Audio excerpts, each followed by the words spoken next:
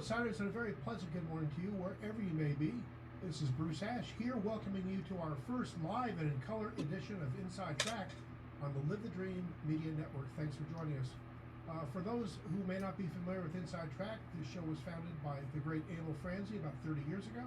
I joined him in 2007, shortly before I was elected to the RNC, and later I became the principal host, along with my co-host Ed Wilkinson.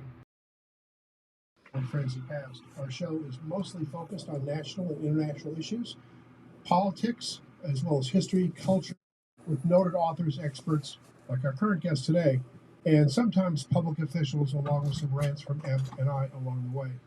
If you have been part of a live audience in the past, what did you say? Joining us this I didn't morning. hear you. If this is the first time that you've heard us, I hope you give us a listen every Wednesday morning from here on out. Is holding down the fort for us in the Live the Dream Media headquarters. You can call to join the show at 520-771-5101 with your relevant questions or comments today. Many thanks to my friend Chris DeSimone, allowing Inside Track to follow his great wake-up show. And many thanks to Clint, David, and Malta Joe for their support getting us on the air. Thanks also to our longtime sponsors, Jamie and Gary Kipper at Tucson Iron and Metal Surplus, Eric Ruden's Essential Pest Control, Ebb's company, Wilkinson Wealth Management, and my family's 7-decade real estate company, Paul Ash Commercial Real Estate.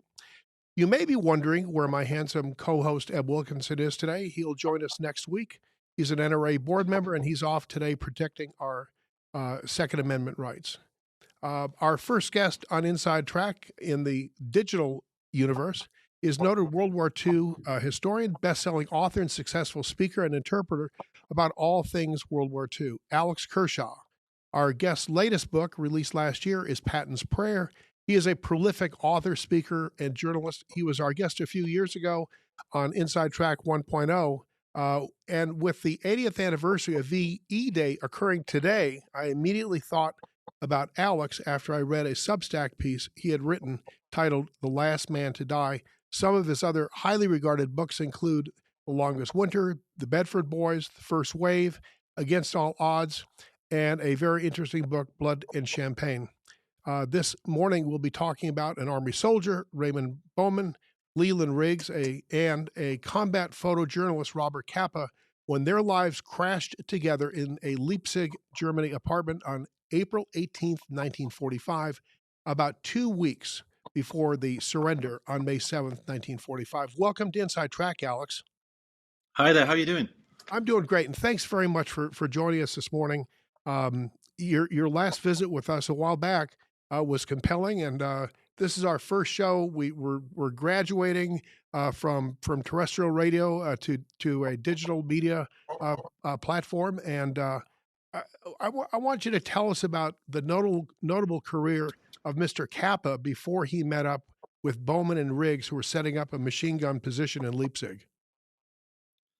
I wrote an unauthorized biography of Capa. So just to give you a very quick bio of him, a Hungarian Jew, he fled fascism in Hungary, went of all places to Berlin, fled Nazism there, went to Paris, started to cover the Spanish Civil War in the mid-30s, and then got to America in 1940 and started working for Life magazine. So he was the star war photographer for Life magazine from 1942 right through to the end of the war.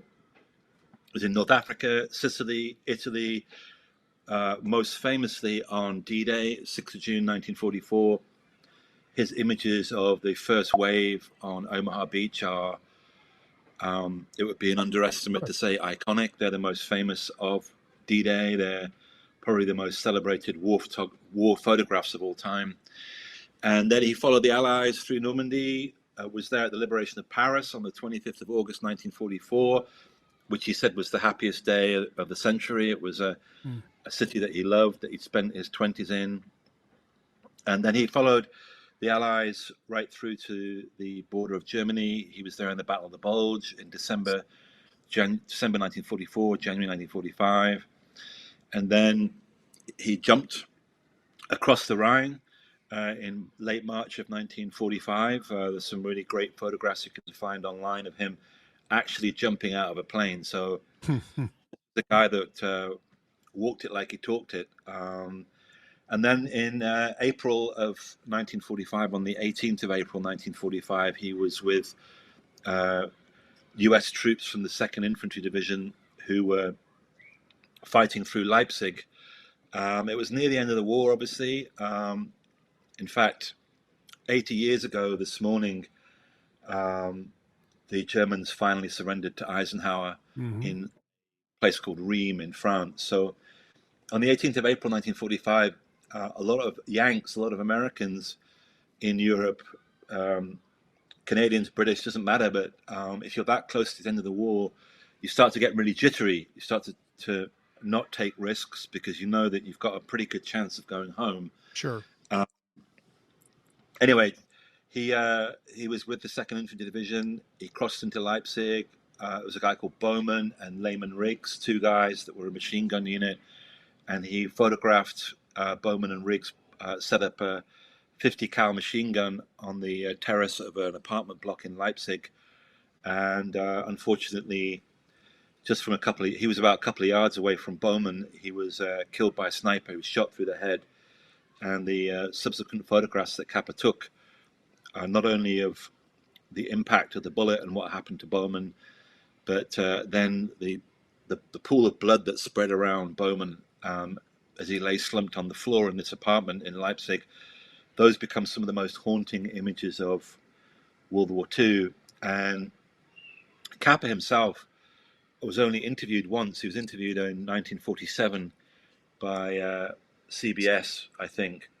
And you can find it. You can Google the interview, and he talks about this photograph and this event, and he says that this was he called the image "The Last Man to Die," and of course, Bowman wasn't the last American to be Right. killed in Europe.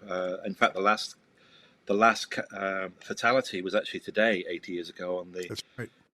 on the 7th of May. But for Kappa, it was the last guy he saw killed, and he'd seen dozens and dozens of guys killed in World War II. So for him, it became an emotionally very powerful image because it was the last photograph of World War II in which he saw someone lose their life, that recorded someone losing their life. Alex, if we go back up just a little bit in the Wayback Machine, um, another iconic photo of Robert Capa was taken in the Spanish Civil War. It Yeah, made the cover of Life magazine, and to this day is, I mean, I don't want to be melodramatic, but it appeared to be at the very impact of when that fighter was killed. Talk about that a little before we go more into that morning in Leipzig. yeah. He took a photograph which is famously now known as the falling soldier. Right. It's not far from Cordoba, and it was a Republican soldier. Those were the guys fighting the fascists in Spain, and the the photograph purports to show a guy at the moment that he's hit by a bullet and being killed, and in fact, they later identified the soldier, and he was in fact killed. But whether he was killed at the moment that Kappa took that photograph or later is still open to debate. I actually did a lot of research when I was writing my biography of Kappa. I did a lot of research, and I believe that what happened was that Kappa um, basically set up the shot. So he got a bunch of guys to run over a hillside and took a series of photographs of them, and then one guy fell down, and and Kappa caught that photograph. So I don't believe that the photograph shows a guy being killed. I think it was propaganda. Kappa was a vehemently anti-fascist. He Hmm. sided with the communists in Spain. Other people disagree with me, but not really anybody who's alive anymore seriously disagrees that it isn't it's not a suspect photograph. But I think one of the sad things about the discussion of that photograph is that it's overshadowed a lot of other amazing photographs that Kappa took that are, indisputably authentic. No one has ever disagreed that the images he took on Omaha Beach and many other places, Charging off the LCT. Right. yeah, and in the 7 wars that he covered are not real. So, um, yeah, but that's unfortunately, or rather ironically, and it makes for a great story. That photograph made Kappa famous, and you have to remember that Kappa is a made-up name. Yeah. His girlfriend had this very crazy but clever plan to rename him Robert Kappa, and he was supposed to be this sort of mysterious American photographer. Um, what he wasn't was Andre Friedman, this fast-talking Jewish refugee. And so when Life published the photograph, it was with the new byline, the new name Robert Kappa, the new persona. And to a certain extent, Kappa played that persona for the rest of his life. Mm. The, really one of the greatest American journalists ever, John Hersey, who wrote the book Hiroshima. Right. Uh, he wrote for the New Yorker.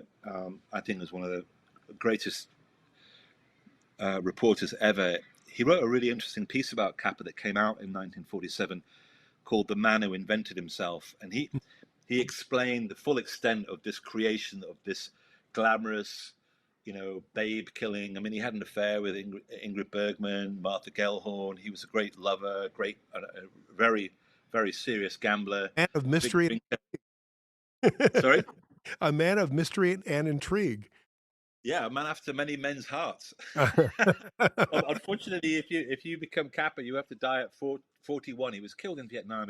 He stepped on a landmine in 1954 in Vietnam, a war that he didn't want to cover, but he had to because of he was skint and he was a very big, heavy gambler. He lived way beyond his means, and so he went to Indochina and for the money basically, and tragically was killed doing something that he wouldn't have done in World War II. I think he kind of took his eye off the ball. I mean, he would never have crossed an open field in World War II because obviously there would be booby traps and mines. But that's exactly what he did when he was killed. He was walking behind French soldiers in an open field and was blown apart by a landmine. So you brought up Gerda Taro, did they ever marry, or were they No, strictly in a that, relation? I don't know whether they would have married. They had a very intense love affair. Right. They covered the Spanish Civil War together.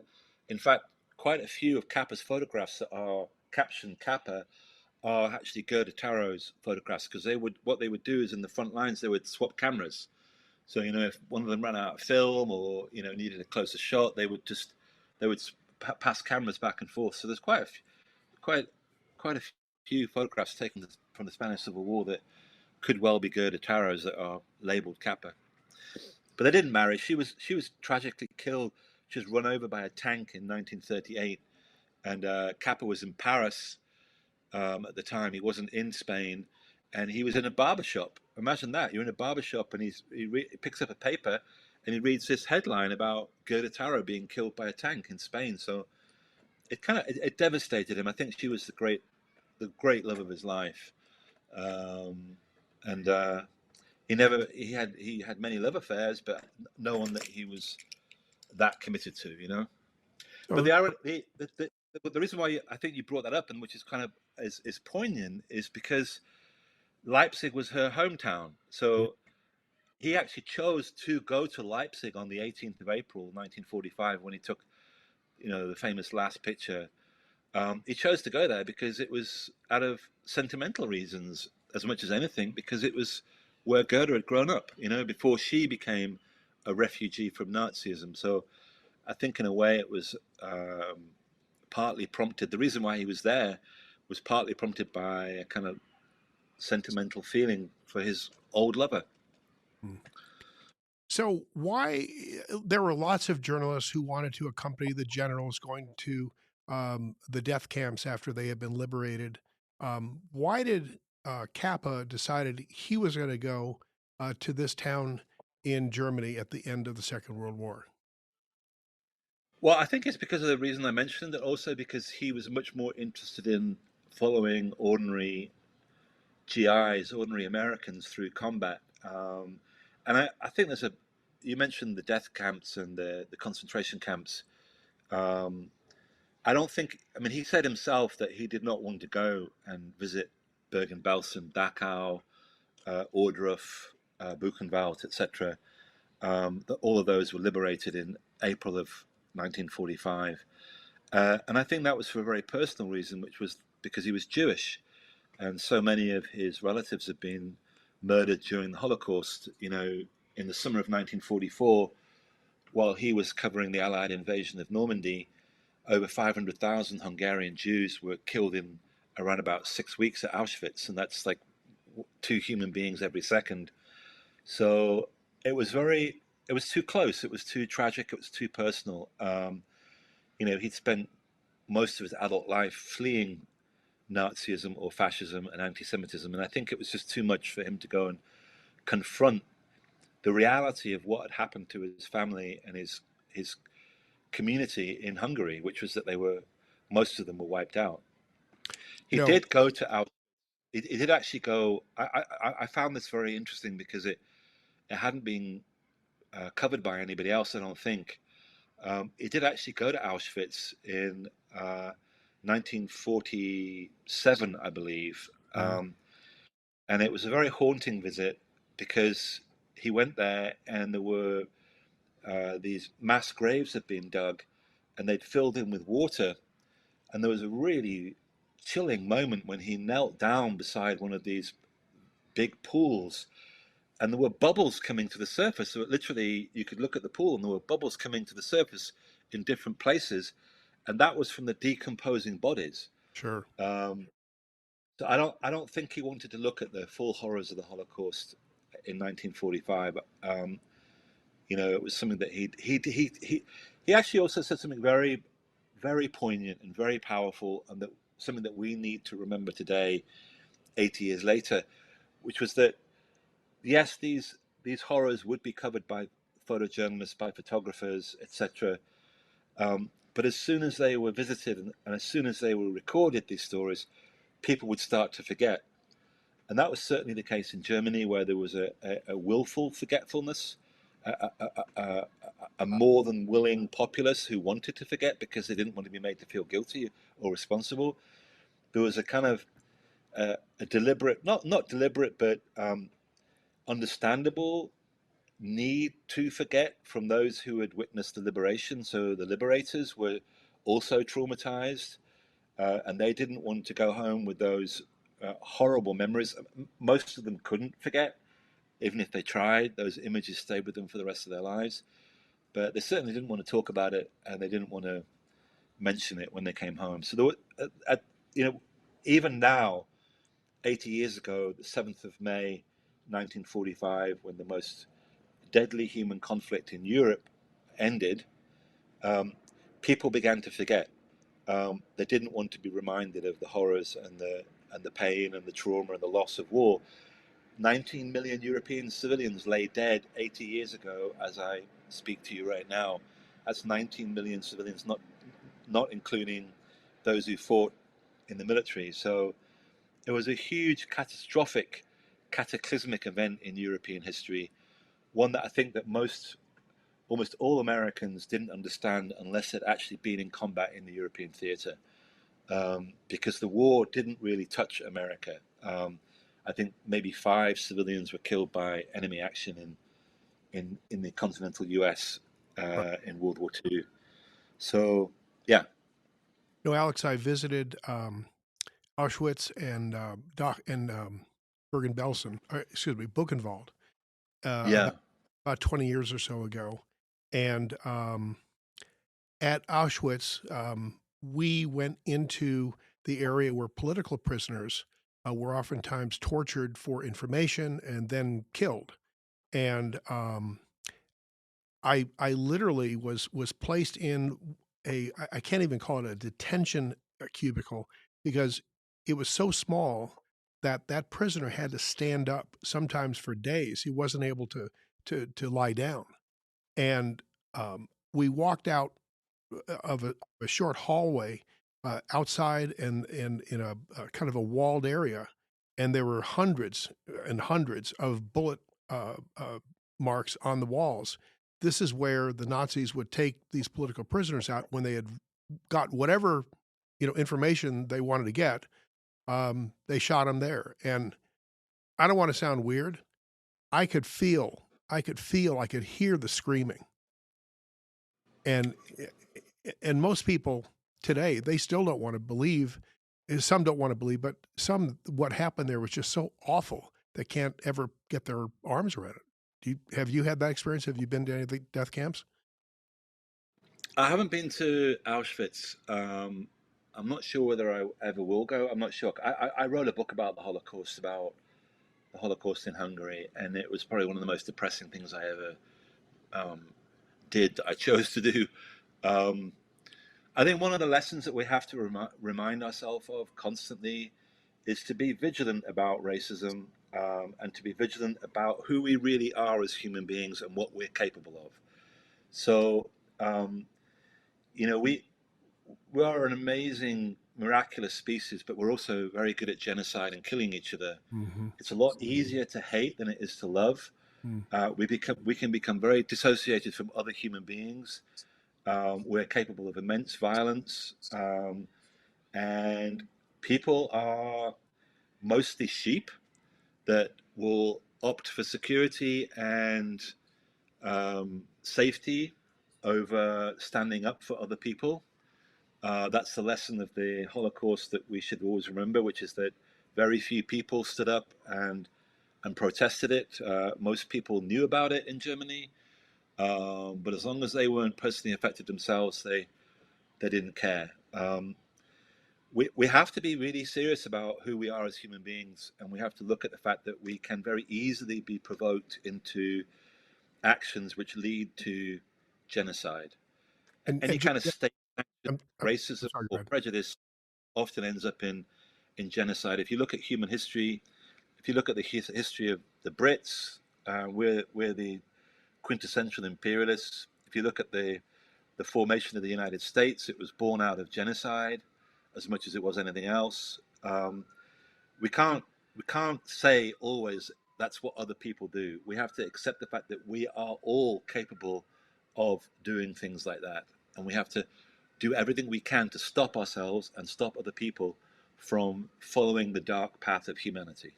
And just yesterday, Pakistan and India um, started a battle there. There's been countless of similar situations since the late 40s. And they're talking about potentially World War III because both are nuclear powers. That's the Yeah, biggest and possibly you do. know the I think that this raises, I've been following that issue, and I think what it raises is the importance of American leadership. Whether people like it or not, the United States has to play a major role in world affairs because it's a country that many people around the globe still look to for moral leadership and a for a calming effect and to as a broker between countries like Pakistan and India. The US has behind the scenes done a fantastic job, often in very different parts of the world, of trying to calm these kind of conflicts that could suddenly become very serious indeed. So when I look at India and Pakistan, I'm thinking, what is the State Department doing? What's the White House doing right now to try and calm this down, to try and ease these tensions? What kind of carrots and sticks are being used by the most powerful democracy on the planet to stop these kind of conflicts from happening? That surely is a wonderful role for the United States to play as a country that's enjoyed 250 years as a republic and is still the model for many countries around the world of democracy, freedom, and human rights. So if we can, let's go back to that. I think it was a third story apartment overlooking a square in Leipzig. Talk about Bowman and Riggs. The photo I saw online of the two, I think it was on your Substack. They were wearing German leather tanker head coverings. Were Yeah, these souvenirs? I mean, I yeah. I mean, guess they probably were. Yeah, I mean, it's funny because I've often thought about writing a piece about the tendencies of different countries to do certain things. So, every historian that is worth his weight agrees that the Russians were very good at raping and conquering and pillaging. If there was a sort of national characteristic that I jokingly give to American liberators in Nazi Germany, it was that they really, really, really, really were keen on collecting Nazi memorabilia, flags, SS daggers, sword, you name it. And they loved all that Nazi loot. The pistols were great. The equipment that the Germans had was really good. It was good stuff, and uh, they brought a lot of it home. They if something was going to keep you warm or useful, you used it. You picked it up and you used it, and you brought it back as a souvenir. There must have been so many trunks on the Queen Mary full Oh, of Nazi memorabilia. But it's a good job they so didn't charge them for the baggage. so I think if I'm recalling from your recent Substack article, um, did you actually interview Leland Riggs, who was his Yeah, partner? I interviewed him. Yeah, actually, if you go to the Substack thing, or you can share it. I've got my son did about a minute's film where he uses Kappa's photographs. He uses Kappa's interview about the incident, and he also uses my telephone interview with Layman Riggs. I did an interview with him about 5 years ago, where he talked about what happened there. Um, so it's kind of really powerful because you see the images, you see the beauty of Kappa's art, which you have to call it. You hear Layman Riggs talking about losing his buddy, and then you hear Kappa talking with this sort of lilting, soft Hungarian accent about uh, what happened there.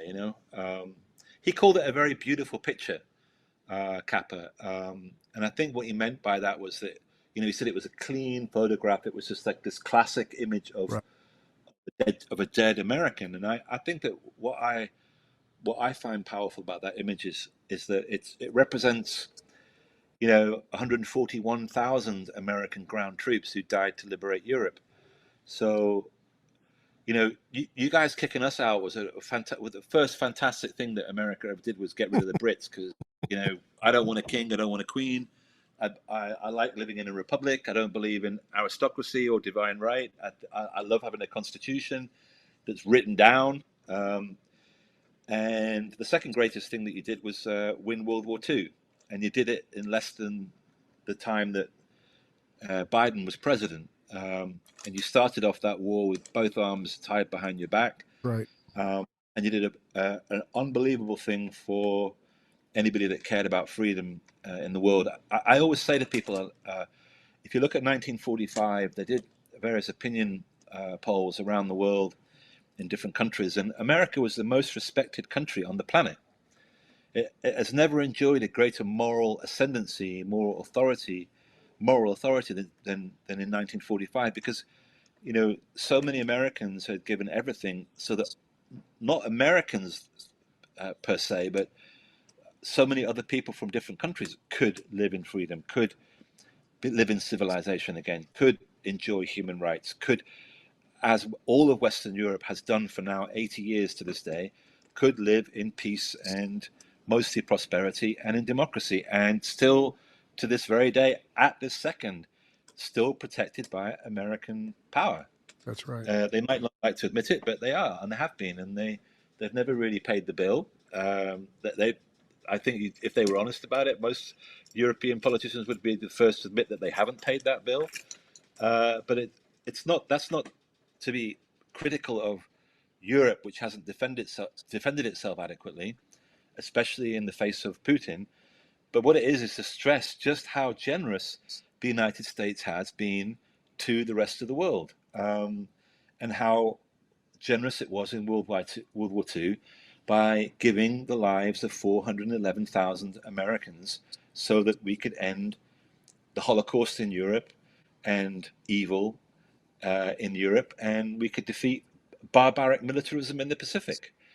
It's a great, I always see today, the 7th of May and VE Day, as a great celebration of alliances, of of heroism, of guts and grit, American capitalism, ingenuity, determination, great leadership under Roosevelt, great leadership under Churchill, but most importantly, the willingness of ordinary Americans to die thousands and thousands and thousands of miles away from home so that generations not even born like me could have wonderful lives. It's a beautiful, beautiful thing in world history.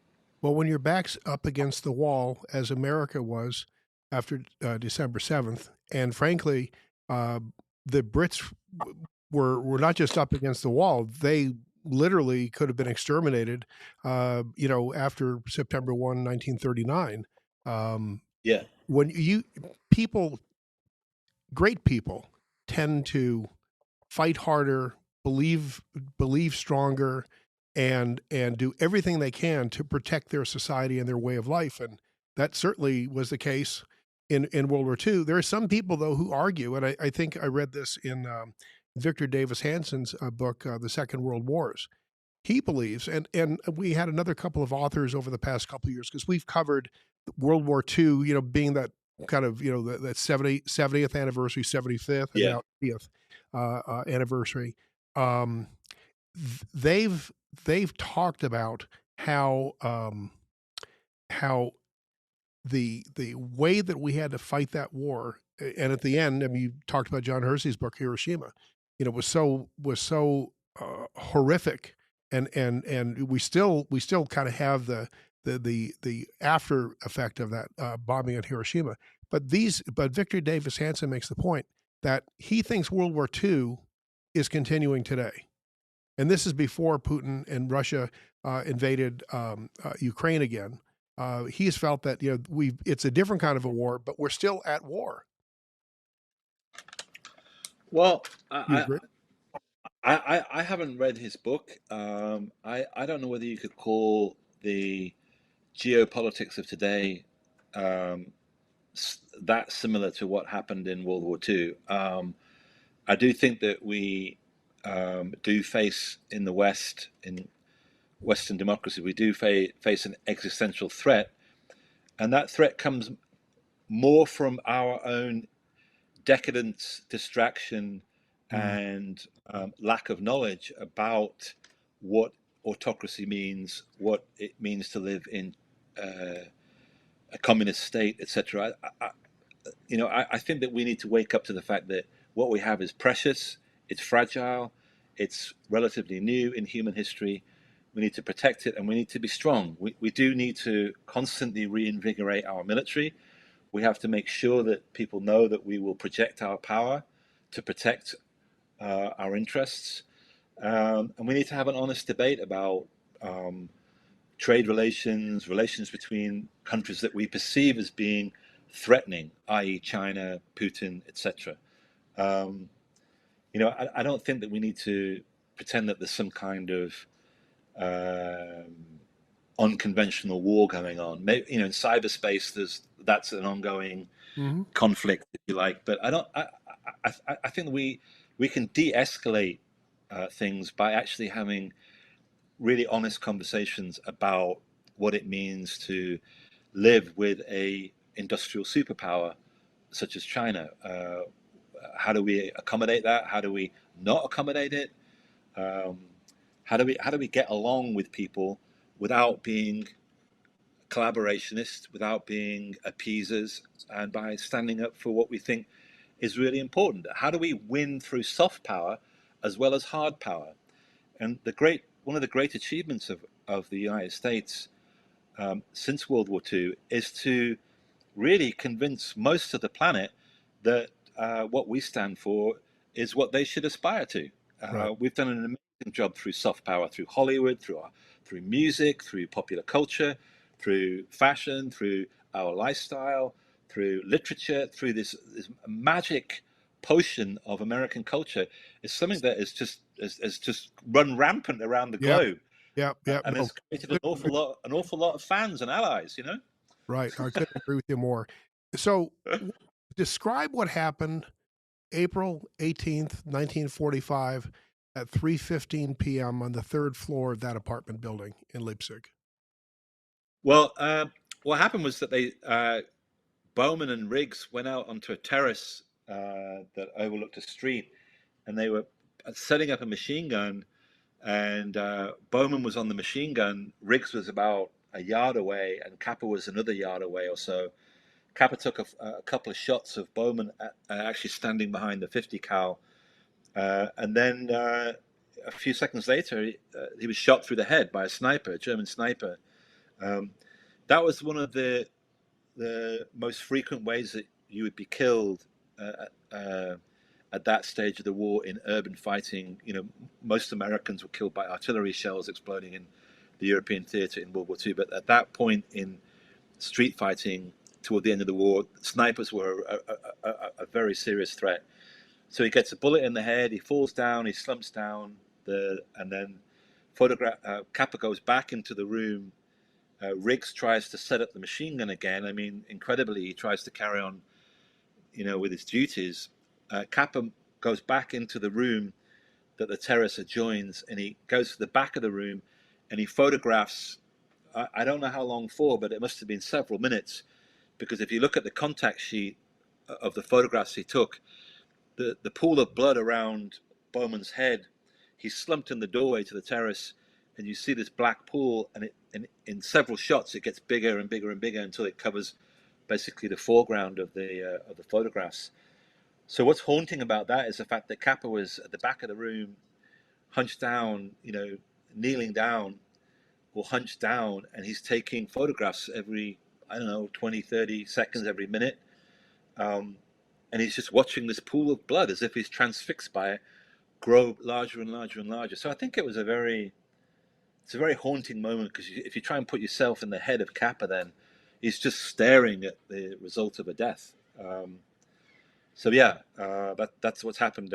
Riggs obviously lived. He died 2 years ago, I think. He was age 102, and he was haunted for the rest of his life. I mean, when I interviewed him 5 years ago, he was still haunted by the death of what was a good buddy of his, Bowman. They'd been in action for a fair while. They worked very closely together. They're a unit. Yeah, And so he if you're manning a machine gun position, you and your partner have to be in full alignment, and they obviously completely, had that. yeah. Yeah. I mean, with the 50 cal, it takes two guys to Yep. operate that. Do we know anything? Do you know anything? Have you been able to find out uh, about Raymond Bowman before he entered service in World War II? I know a little bit. I Off the top of my head, I can't tell you much right now, but I put you on. um, That's okay. So if you getting back to that photograph, Alex. It in some respects, the body, over on its side, sort of, and the blood coming out of his head. It almost reminded me of like a medieval painting of sacrifice. Somebody who'd just been killed in battle. There, I mean, Kappa said it himself. It was a hauntingly beautiful sort of an image, but I almost imagined I was looking at a large painting in the Louvre or the Metropolitan Museum, wherever, of the sort of sacrifice of a young life. Yeah, no, it's a classic. It really has become a classic, and I think what's interesting about the photograph is that up until 1943, the censors in the U.S. didn't allow any photographs of dead Yeah, Americans in the war. good. That was done to protect people from the horrors of what was going on. But it was decided in 1943 that was not a good idea. That Americans needed to know what was going on. That this was a really serious, existential fight, and that would hopefully make them work harder in factories and give more money in war bonds and etc. So 1943, the Italian campaign was very bloody. It was a war of attrition. They started showing photographs in Life magazine, and I think it was late 1943. They famously showed dead bodies on the beach at Tarawa in 1943. So by the time you get to 1945, a photograph like that in Life magazine shows you what war is about, which is about death and killing. Alex, before we let you go, and I promised to get you out at 45 after, and that was a hard break. Tell us very quickly about this whirlwind romance between Robert Capa and Ingrid Bergman. Any American man in America, in the United States at that time, they would have given anything to have a night with her. Do we know anything more about that than just they had a night together? No, you can read my book, but they met in 1945. She was on a USO tour. It was I think December 1945. They were in Berlin, in the ruins of Berlin. He took a fantastic. Actually, no, it was like it first met in Paris in the summer of 1945, and it's a great story because Capper was at the entrance to the Ritz Hotel, and he was with Irwin Shaw, who was a really great novelist and was there in Paris, and they watched Bergman come out of a car and sort of like a walking dream enter the Ritz with she looked absolutely like a movie star that she was. She'd been in Casablanca, she was world famous. And Capper turned to Irwin Shaw and he said, I bet you I can have dinner with her. I bet I can go on a date with her. A bit like me and you being outside the Ritz Hotel in Paris today, and me saying, I bet you I can go out with, I don't know, think of someone that it's like Beyonce or someone like that, Right. And Irwin Shaw was like, no way, they had a bet, and then they slipped a message under. They found out where her room was, and they slipped a message under her door. They both wrote this note to Ingrid Bergman, and it said that we don't have enough money to take you out for dinner and buy you flowers. And so we took a vote that we would just take you out for dinner and we'd save the flowers for later. And they said, meet us at the Ritz bar at 6 o'clock or whatever. And unbelievably, it's the time they're at 6 or 7 or whatever time it was agreed. And she walks into the Ritz bar with a rose behind her ear, and Capper and Irwin Shaw, they amuse her, and then she's in Capper's arms at 3 or 4 in the morning in a nightclub in Montmartre, and they began what ended up being a 2-year affair. So yeah. Well, good for him. Alex Kershaw, thank you so much for sharing history, lest the next generations are doomed to repeat it. We promise. Well, if they read lots of history books and listen to your show, hopefully they won't. Oh, you've written many good books, and thanks very much for talking to us about Last Man to Die. This could be a great movie. Yeah, I think so. Yeah. Thank you. We're going to step aside to hear from some of our great sponsors. No channel flipping. We'll wrap up today's show with some closing comments and maybe share some news you may not have heard about. It's termite season. Hi, it's me. And bugs fear the blue trucks from Essential Pest Control. Go blue at Essential Pest Control. We'll eliminate those bugs, bees, and termites. And stop paying too much to that national provider. Buy local for great service and affordable rates. Call Essential Pest Control because termites fear the blue. Run for your life. Call for the blue trucks from Essential Pest Control. 886-3029. That's 886-3029. Or check online at essentialpest.com.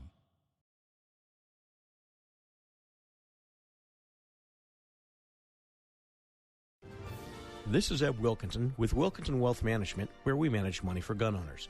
What does it mean to retire comfortably and remain comfortably retired?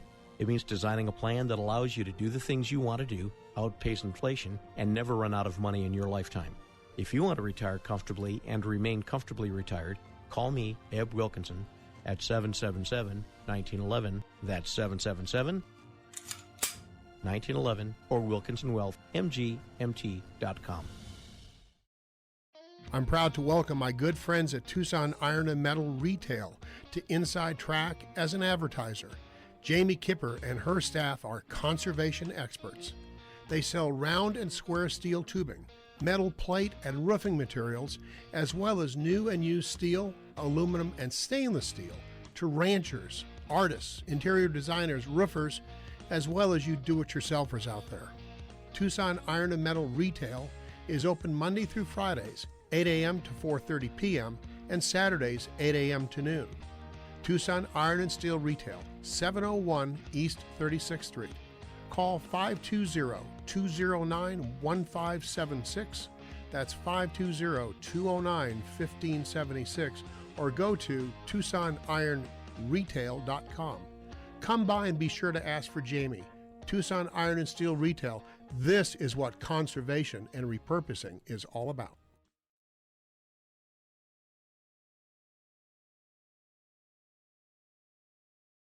Are we back? There we go. Welcome back to Inside Track. This portion of the show brought to you by Essential Pest. You can trust the Essential Pros when you contact Essential or any of our supporters like Wilkinson Wealth Management, my company, Paul Ash Commercial Real Estate, or Tucson Iron and Metal Surplus. Please let them know you heard about them watching Eb and Bruce on Inside Track. We ask you to support them because they support us. Okay, well, I loved reconnecting with Alex Kershaw. Another awesome interview with him as the first one we did a few years back. Interesting, Alex is not sort of the hand-wringing Brits that we see so often, both conservative and Labor Party officials.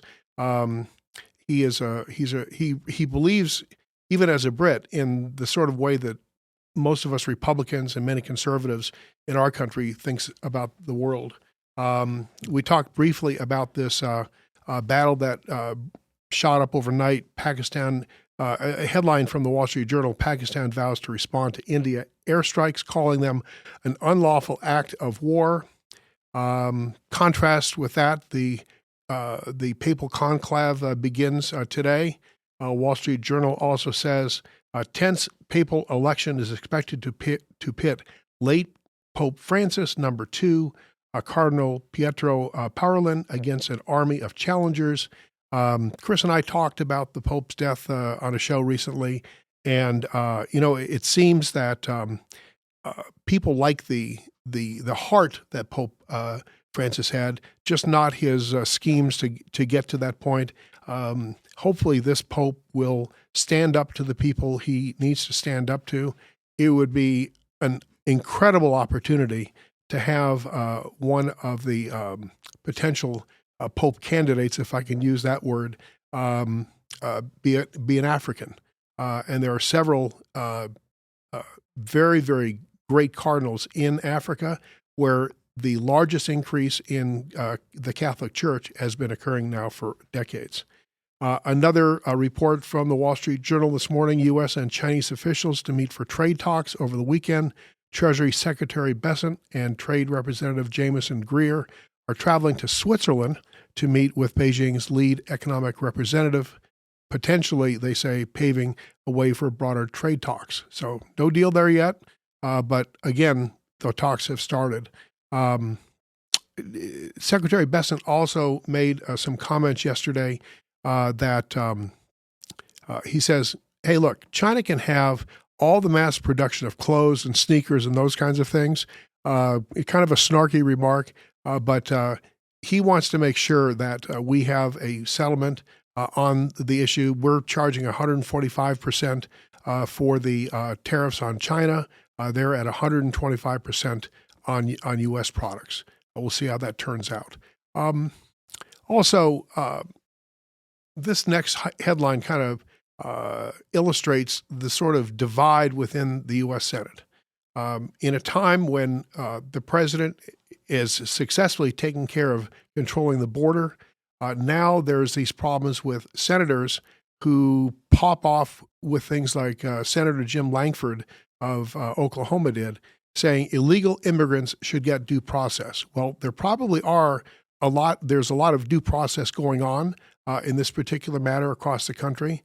However, due process for an illegal alien in this country is far different than due process for American citizens. And I think these words from Langford kind of blur those lines, and I think it's dangerous for us, especially when you consider another headline from this morning: illegal alien freed into the U.S. by Biden administration, accused of killing a 58-year-old man crossing the street in a wheelchair. Another headline from Breitbart: gun-toting Salvadorian gang member arrested after Maryland authorities' protection fails. And then we have our friendly new spokesman for the Democrat Party, Daisy Mae Crockett from Texas. Congressman Crockett fumes over $1,000 for illegals to self-deport. She says it's a damn scam. Well, thanks for your opinions, House Member Crockett. Billionaire Bill Ackman warns Harvard endowment faces financial reckoning. There's a lot of schools that face that financial reckoning. Harvard has filed a lawsuit against the government, fighting this and also fighting for their tax-free status. In Tucson, Arizona, the faculty senate members at the University of Arizona have thrown out ultimatum to the new U of A president to fight against Trump. We'll see how that goes. Supreme Court, this is a big decision that they made yesterday. They're not hearing any further case arguments on transgenders in the military. The Supreme Court will allow President Trump to implement transgender military ban. That's good news for our military. Marco Rubio in the State Department to close. He says he's going to close the Office of Palestinian Affairs. Tammy Bruce, a spokesperson with the Department of State, confirmed during a hearing that U.S. Ambassador to Israel Mike Huckabee would be taking the steps necessary to implement the merger over the next several weeks. An interesting meeting yesterday with Canadian Prime Minister Mark Carney. Now, I suspect he was trying to maybe butter up President Trump, but he called him a transformational president, I should say. And that's a good sign. The fact that they can sit in the same room, have good chats together, and I think I also admire President Trump for him saying good things about Carney and wanting to make a deal with Canada, them being partners with us over a number of years. It just has to be mutual. Pete Hegseth, Department of Defense Secretary, moves to axe 1/5 of the 4-star generals at the Pentagon. Everybody on the left is going crazy. Everybody on the left is going crazy about this. But really, before World War II, and at the first stages of World War II, the Democrats who idolize Franklin Roosevelt don't remember that he got rid of most of the senior class of then the War Department and dismissed many starred generals in the U.S. Army and also in the Navy Department as well. Hegseth and Trump are on the right course. There's more generals there who believe in politicking and butt kissing and less about fighting the enemies of our country. John Thune, the Senate Majority Leader, says Dems are floundering, Dems suffering from TDS.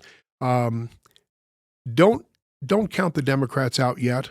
I know they have some crazy people, this David Hogg, that they're trying to kick him out as the vice chair at the DNC.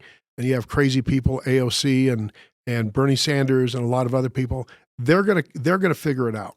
And we have quite a challenge in front of us in the upcoming midterm elections. Democrat Representative Barra, she says Trump delivered on the border. Dems didn't act soon enough. On Friday's broadcast of News Nation's The Hill, Representative Amy Barra, Democrat of California, stated President Donald Trump is succeeding on the border and illegal crossings have gone down. The American public voted for that, and he has delivered. I'm sure Representative Barra isn't going to be going to any of the cool kid parties in the House caucus, but she said the right things. What I worry about, and I hope that the President and Prime Minister Carney are talking about, should be illegal immigration problems on the northern border as well, and tightening up that border, not just for illegal aliens, potential enemies of the state, but also to get a hardened border and a good border policy functioning there as well. Real quickly before we go, some deaths, notable deaths over the last few days. Ruth Buzzy from Laugh-In dies at 86. She's the frumpy and bitter Gladys Ormsby in the sketch that she did for Rowan Martin's Laugh-In. Anybody who was born after 1965, you would have no idea what I'm talking about. Bob Filner, a former U.S. congressman and also led an embattled term as San Diego mayor, died at age 82 last week. He was really one of the most miserable public officials I've encountered in many, many years. He was an awful man. Stan Love, brother of Beach Boys, Mike Love. And again, if you weren't born before 1965, you probably don't know who Mike Love is. But Stan Love, who was a big star for the Heat's for the Heat's basketball team, he died at age 76. Lastly, and don't cry any tears for this guy, Jeffrey Hutchison, 62, an American convicted murderer, execution by legal injection. Well, we're almost at that time, and that's going to do it for today's broadcast. We actually made it through the show on the Live the Dream Media Network, on to show number 2 next Wednesday. I think we may be reinvited to do a show next week. They have a cake that says, good luck on your first show, Bruce, out waiting for me in the lobby as I walk out here today. Check our Facebook and X pages for the latest news and our views on the news. Our Inside Track episodes are available on LTD Media Network. Thanks for joining us today. Until next Wednesday, when we return again for Ebb Wilkinson, this is Bruce Ass wishing you a very good morning. Be sure to join us again in 167 hours.